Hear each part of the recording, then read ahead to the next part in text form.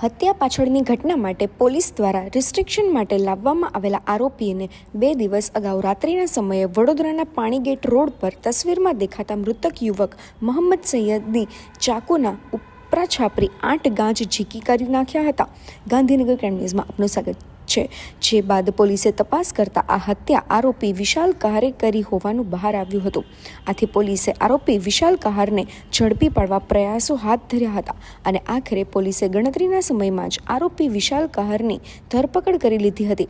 ત્યારે પાણીગેટ પોલીસે ચુસ્ત બંદોબસ્ત સાથે આરોપી વિશાલને ઘટના સ્થળે લઈ જઈ ઘટનાનું રિસ્ટ્રિક્શન કર્યું હતું અને કેવી રીતે હત્યા કરી તેની માહિતી એકઠી કરી હતી. જ્યાં રિસ્ટ્રિક્શન દરમિયાન મોટી સંખ્યામાં લોકોનો જમાવડો થઈ ગયો હતો અને વિસ્તારમાં ઉત્તેજના જાગી હતી. આમ વડોદરા સહિતના રાજ્યના દરેક શહેરોમાં પાછલા દિવસોમાં અનેક હત્યાઓની ઘટનાઓ સામે આવી છે. સતત આ પ્રકારની ઘટનાઓ દિન પ્રતિદિન વધી જતી રહી છે.